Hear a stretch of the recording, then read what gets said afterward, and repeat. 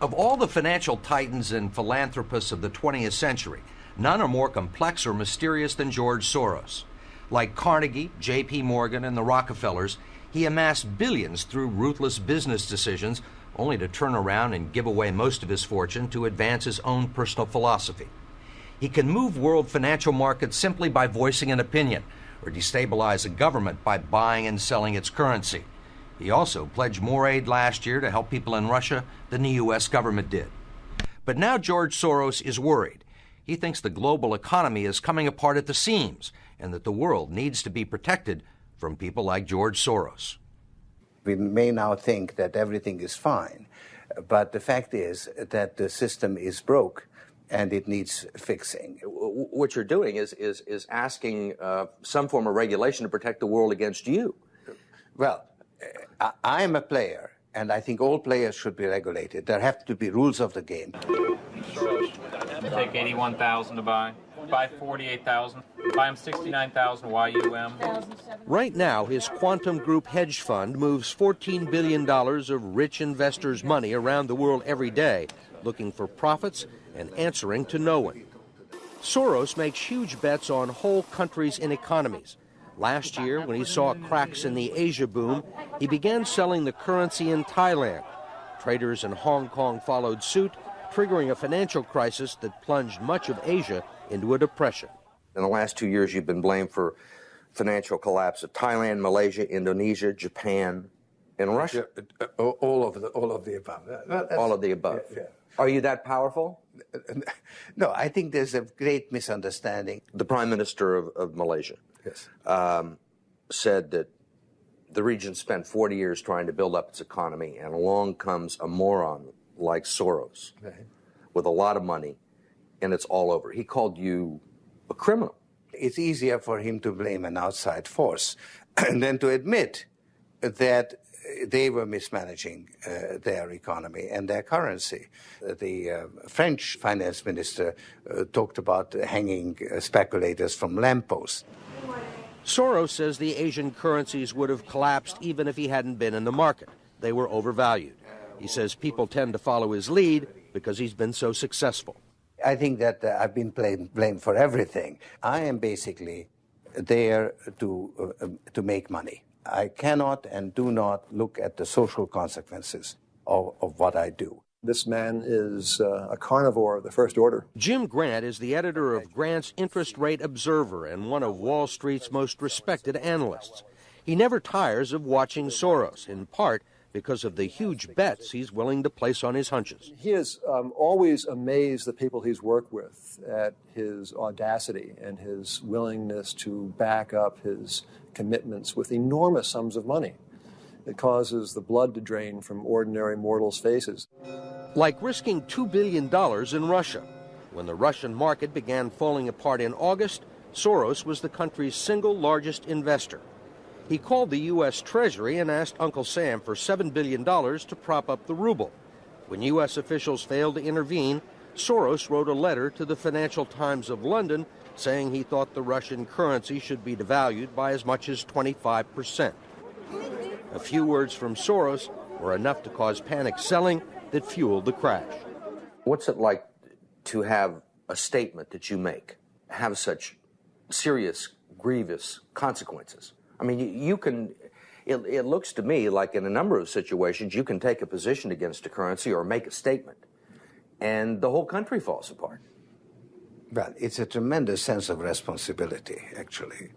And it's also a humbling experience because I am actually trying to do the right thing, and sometimes what I do has an unintended negative consequence, as it did in Russia. For both the Russian middle class and for Soros, who lost his $2 billion. Whatever his motivations, no one can accuse him of greed. He's backed away from the day-to-day operation of his businesses and is giving away his billions now with the same determination that he made them in places like Haiti, a country that has less money in the bank than he does. Last month, he brought the First Lady with him for a look at some of the projects his foundation is funding. This is Mr. George Soros, and he's going to be helping the hospital. This year, Soros plans to give away almost $500 million around the world. In Bosnia, when the water supply to Sarajevo was cut off at the height of the siege, it was Soros who wrote a check to jury-rig a pipeline through an abandoned highway tunnel. $5 million up front can be more valuable than $50 million a year or two later. Ambassador Richard Holbrooke brokered the peace in Bosnia. At one point, after the Dayton peace agreements in Bosnia in 1995, for a considerable period of time, George had given more money to implement the peace agreements than the U.S. government had. He just could move that fast. In Russia, he pledged $100 million to help scientists who might otherwise have sold their expertise to bidders like Iran or Iraq. In Eastern Europe, he's educated a new generation. And in Ukraine, he spent millions retraining the old Soviet military. At the center of George Soros, there's an inherent contradiction. Which is? Which is, on one hand, you're the capitalist who does not care about the social consequences of his act, and on the other hand, you are a philanthropist who cares only about social consequences. How do you resolve the two? Recognizing that as a competitor, I've got to compete to win. As a human being, I am concerned about the society in which I live. Which George Soros am I talking to now? The amoral George Soros or the moral George Soros? It's one person. It's one person who at one time engages in amoral activities and at the rest of the time tries to be moral. To understand the complexities and contradictions in his personality, you have to go back to the very beginning, to Budapest, where George Soros was born 68 years ago to parents who were wealthy, well-educated, and Jewish. When the Nazis occupied Budapest in 1944, George Soros' father was a successful lawyer. He lived on an island in the Danube and liked to commute to work in a rowboat. But knowing there were problems ahead for the Jews, he decided to split his family up. He bought them forged papers, and he bribed a government official to take 14-year-old George Soros in and swear that he was his Christian godson. But survival carried a heavy price tag. While hundreds of thousands of Hungarian Jews were being shipped off to the death camps, George Soros accompanied his phony godfather on his appointed rounds, confiscating property from the Jews. These are pictures from 1944 of what happened to George Soros' friends and neighbors. You're a Hungarian Jew who escaped the Holocaust by posing as a Christian. Right. And you watched lots of people get shipped off to the death camps. Right. I was 14 years old. And I would say that that's when my character was made. In what way? That one should think ahead, one should understand and anticipate events, and one is threatened. It was a tremendous threat of evil. I mean, it was a very personal experience of evil. My understanding is that you went out with this protector of yours who swore that you were his adopted godson. Yes, yes. Went out, in fact, and helped in the confiscation of property from the Jews. That's right. Yes. I mean, that sounds like an experience that would send lots of people to the psychiatric couch for many, many years. Was it difficult? Not at all. Not at all. Maybe as a child you don't see the connection, but it created no problem at all. No feeling of guilt. No. For example, that I'm Jewish, and here I am watching these people go. I could just as easily be there. I should be there. None of that. Well, of course, I could be on the other side, or I could be the one from whom the thing is being taken away. But there was no sense that I shouldn't be there, because that was, well, actually, funny way, it's just like in markets, that if I weren't there, of course I wasn't doing it, but somebody else would be taking it away anyhow. In other words, whether I was there or not, I was only a spectator. The property was being taken away. So I had no role in taking away that property. So I had no sense of guilt. Are you religious? No. Do you believe in God? No. Soros told us he believes God was created by man, not the other way around, which may be why he thinks he can smooth out the world's imperfections. When we went with him to Ukraine, he was treated like a visiting head of state and was received by the president. Then he was received by the prime minister and finally the central bank. 20% in cash. They even allowed him to look at the books and asked him for advice. Lots of people want George Soros' advice. Most recently, South African President Nelson Mandela.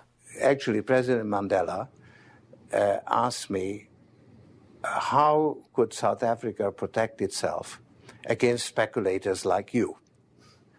And I told him, I wrote him a memo, trying to give him the best advice I could, how to reduce the exposure of South Africa to speculative attack. That's the old stop me before I kill again approach, right? Well, you're telling this is what you can do to stop me. Whether I or somebody else does whatever is happening in the markets, it really doesn't make any difference to the outcome. I don't feel guilty because I'm engaged in an amoral activity which is not meant to have anything to do with guilt.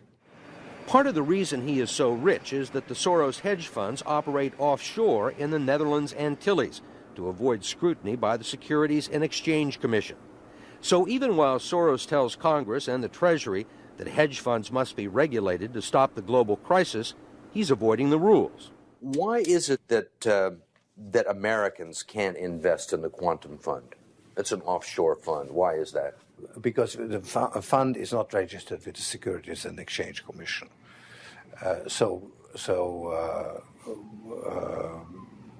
We are not licensed to do business in the United States. That's right. Because? Because we are not registered with the Securities and Exchange Commission. Because we find it more convenient to operate without it. So in some ways it's to escape regulation. Yeah, that's right. But you've been sitting here talking about the need for regulation. Yes, and whatever regulations are imposed, we will obey. We already conform to everything. If the beneficiaries of Soros's billions do not understand the intricacies of SEC rules and offshore hedge funds, they do understand what he's done for them. The president of Haiti is reading his new book, The Crisis of Global Capitalism, and so is President Clinton. Will all the attention spoil George Soros? George Soros, in a way, is Donald Trump without the humility. One of your money manager told us that George really does think he's a god. I mean, if you think that you're God and you go into financial markets, you're bound to come out broke.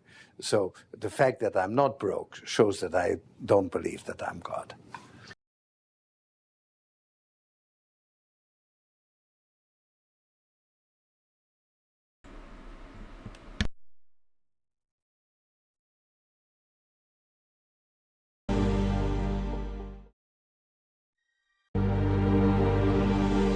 To Father Tivadar and Mother Elizabeth.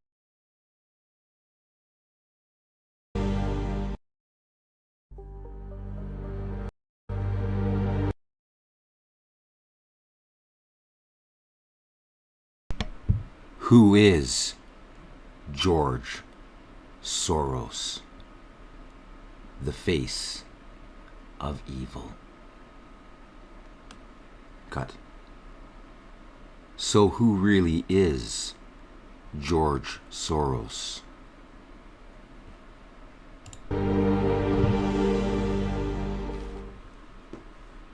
George Soros was born George Soros on April 12, 1930, to Father Tivadar and Mother Elizabeth Soros. Soros himself was a successful Jewish attorney in Budapest with great political connections.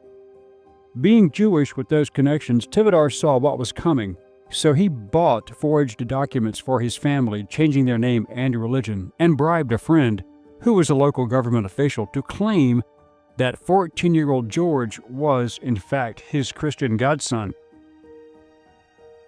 What follows is a serious indictment on the Soros family, and even George Soros himself. When I was staying with a friend in Austria in 1999 doing his interview, we went to the local meat market, where we were talking. This was where an older lady, who said her name was Elizabeth Roxney, spelling in question, with a very thick accent, who asked me in broken English if I was an American. I said yes. She asked me if I knew a man in America named George Soros. I told her no, because at that time I had never heard of George Soros. Then she told me a chilling story. According to her, Soros was originally George Soros, and the family, despite being Jewish, had turned on their fellow Jews in a village just outside of Budapest, working with the Arrow Cross Party, which they called the Government of National Unity. These were Hungarian fascist and Nazi collaborators. Roxney said that there were many families who all knew the Soroses under their actual name, and that the family ran the local black market with local political support. She said that, starting in early 1944, George Soros, along with his father, uncle, and a family friend, began extorting their neighbors for protection. Tivadar Soros bribed local officials he knew in government and had new identity papers created, giving the family their new name of Soros, altering their background, declaring they were Catholic, thereby inoculating them from the roundup of Jews that was coming, which Tivadar Soros knew was coming from his friends in the Budapest government. Elizabeth Roxney said that the Soros or Soros family would offer to hide and protect their Jewish friends as the Germans increased their presence and the SS began their roundups just after Easter, including providing new identity papers. This was where Elizabeth's story became even more interesting. According to her, the Soros family, under their new identities, assisted the Arrow Cross Party and took all the money, jewelry, furs, anything of value over several months as protection to hide them from the Germans, and later they took the titles to their property. Hungary's regent, Admiral Miklos Horthy di Nagybányai, had joined the Axis along with Romania and Bulgaria earlier, and he and Hitler had a very cordial relationship at first. Hungarian soldiers even supported German operations on the Eastern Front at a very high price. But Hitler began insisting upon Horthy handing over his Jews, saying they must either be exterminated or put in concentration camps, something Horthy resisted for almost 4 years. April 1944 was when Hitler sent Adolf Eichmann into Budapest to deport Hungary's estimated 800,000 Jews, with 200,000 being in Budapest alone, and most would go to Auschwitz-Birkenau. Hitler then sent SS Major Otto Skorzeny to kidnap Miklos Horthy Jr., forcing his father into compliance. Admiral Horthy resigned and was replaced by the rabid anti-Semite Ferenc Szalasi, the leader of the Arrow Cross Party. But, according to Roxney herself, when the bribes ran out, the Soros brothers, along with the fake godfather of young George, forced them to sign over their property deeds, essentially stealing their homes and farms. When the Nazis occupied Budapest in 1944, George Soros' father was a successful lawyer. He lived on an island in the Danube and liked to commute to work in a rowboat. But knowing there were problems ahead for the Jews, he decided to split his family up. He bought them forged papers, and he bribed a government official to take 14-year-old George Soros in and swear that he was his Christian godson. But survival carried a heavy price tag. While hundreds of thousands of Hungarian Jews were being shipped off to the death camps, George Soros accompanied his phony godfather on his appointed rounds, confiscating property from the Jews. Eventually, all of the Jews in their village, which she said numbered over 300, were betrayed by the Soros family and handed over for deportation, as Eichmann then deported 437,402 Jews to Auschwitz-Birkenau in only 60 days. These are pictures from 1944 of what happened to George Soros's friends and neighbors. She saw her entire family, parents, older brother, and sister, taken one morning as they were located hiding under the floor of a barn on their property. The reason she was not taken was because her father had sent her out at age 10 before dawn to gather eggs, which they would eat raw. As she stated, "When I came back, my family and all of the others under their protection were being loaded on a truck with many other Jewish friends who they all knew, and I knew. All had been betrayed by the Soros family. I never saw any of them again. I was the only survivor." She saw George there that morning pointing to where people were hiding with a man she did not know. This was presumably his father's friend, the supposed godfather, who was a member of the Arrow Cross Party. My understanding is that you went out with this protector of yours who swore that you were his adopted godson. Yes, yes. Went out, in fact, and helped in the confiscation of property from the Jews. That's right. Despite his later claims that he was only an observer, Soros was, according to the witness, a willing and active participant by betraying the people he grew up with for profit.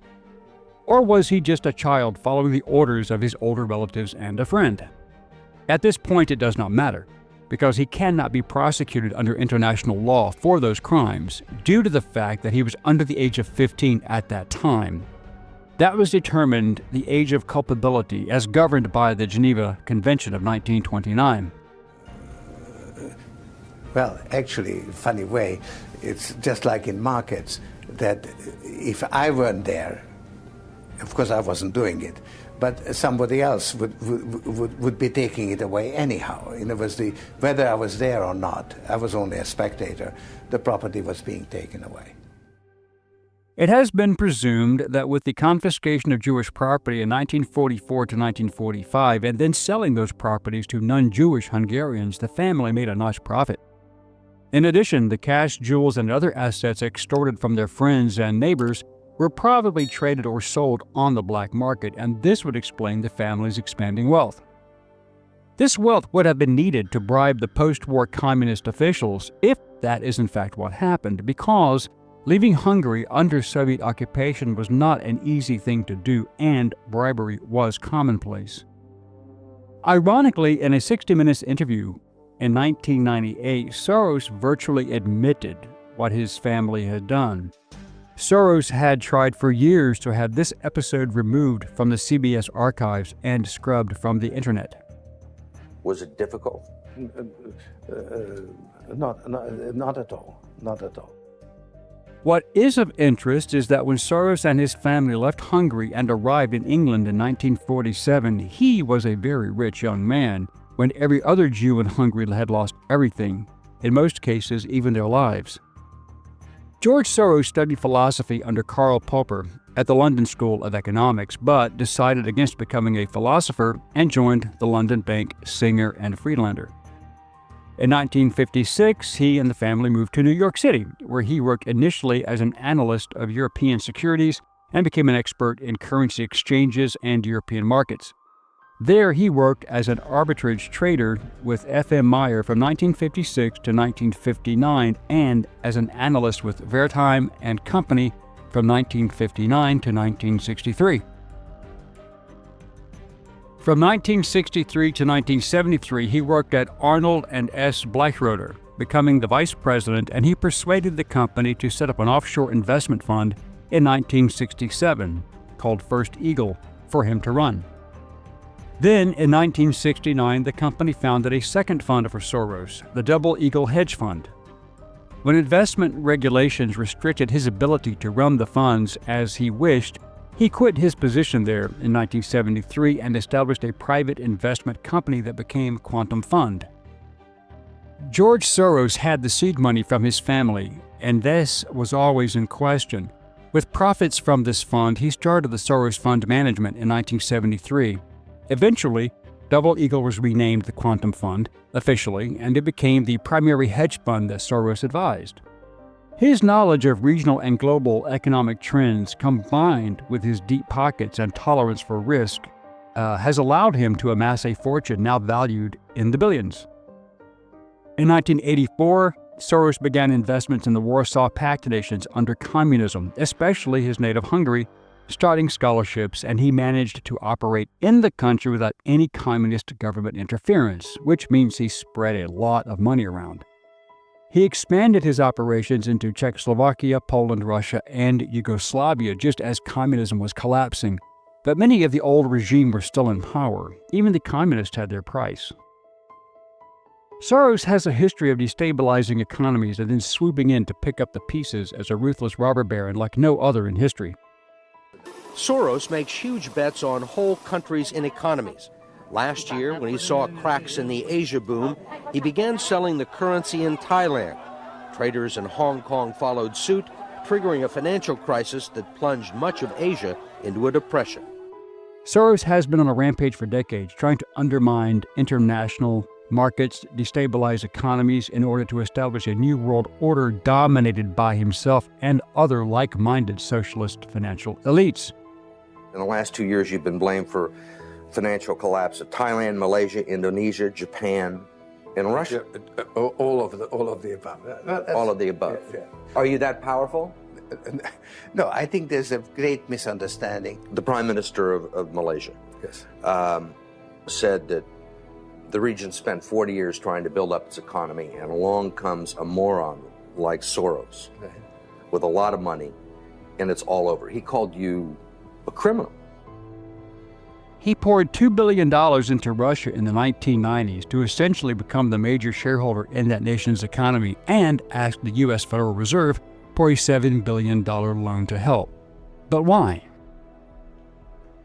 Well, when the Fed refused, he suggested that the ruble be devalued as much as 25%, which would make his investment even stronger to gain control, which fueled the crash. Soros also threw his money around the world, including Haiti, Bosnia, and nations in Africa during the 1990s. He poured $100 million into Russia again to help their scientists maintain control of intellectual property with his IOU attached, and paid to train the Ukrainian military after the fall of the USSR when Ukraine became independent. In September 1992, the British government devalued the pound sterling as Soros had just sold billions of pounds during the days before the devaluation, much of it purchased with borrowed money. He had just sold the Italian lira short, and it proceeded to devalue, and he later came back in and bought them back for a profit.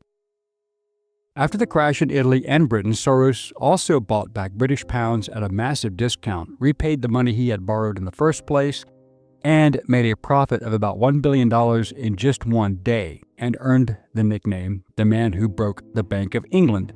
When the dust settled on both actions, he made a total of $2 billion profit.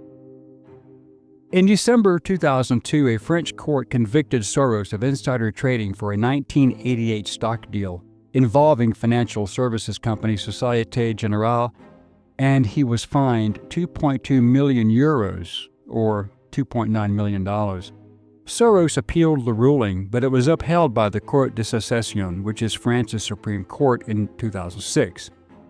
Facing new federal regulations concerning hedge funds, Soros announced in July 2011 that the Quantum Endowment Fund would no longer manage the money of outside investors. Instead, it would only handle the assets of Soros and his family in offshore accounts.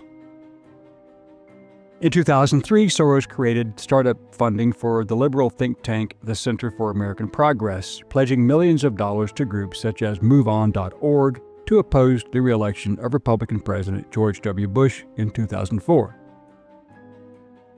He later financially supported the Democratic Senator Barack Obama's presidential campaigns in 2008 and 2012. And he donated to Hillary Clinton in the 2016 election and to Joe Biden in 2020. In 2010, Soros had given $100 million to the non-governmental organization Human Rights Watch. Despite left-wing media organizations trying to provide cover for Soros by denying that he funded domestic terror groups, George Soros' philanthropic group, the Open Society Foundations, admittedly invested $220 million in various racial, social justice organizations and leaders. This includes primarily the domestic terror groups Black Lives Matter and Antifa. They even announced it months in advance of the riots that cost about $2 billion in damages and cost several lives. Soros has personally donated more than $32 billion to so-called left-wing charitable causes through his grant-making network, the Open Society Foundations. His political support deeply extended into U.S. state and local politics. He spent billions helping progressive radical Democrats running for various offices, from governors to district attorneys and attorneys general. He assisted in the campaigns to elect the criminal DAs Fani Willis in Fulton County, Georgia, Alvin Bragg in New York City, and many liberal judges nationwide. He also poured money into California races to prop up progressive liberals, and also sent millions to the Democratic challenger to Republican Senator Ted Cruz in Texas. All of these persons have been brought out into the light for their illegal, selective, unethical, and radical applications of state and federal laws, thereby exposing the deep state, and see our video on that subject. Regarding the betrayal of not just his fellow Jews, but his family's friends and neighbors, George Soros has no feelings of guilt for his actions. I don't feel guilty because I'm engaged in an amoral activity which is not meant to have anything to do with guilt. Soros demands that all other businesses, investment groups, and hedge funds adhere to the rules and regulations which he himself avoids. Part of the reason he is so rich is that the Soros hedge funds operate offshore in the Netherlands Antilles to avoid scrutiny by the Securities and Exchange Commission. So even while Soros tells Congress and the Treasury that hedge funds must be regulated to stop the global crisis, he's avoiding the rules. So how does George Soros make his wealth and escape regulations and scrutiny without abiding by the very rules that apply to all other Americans, rules he supports, as he is a citizen? How does he do it? He avoids scrutiny by the IRS and Security Exchange Commission, as well as other international agencies, due to his methods of operating outside of U.S. jurisdiction. Because the fund is not registered with the Securities and Exchange Commission.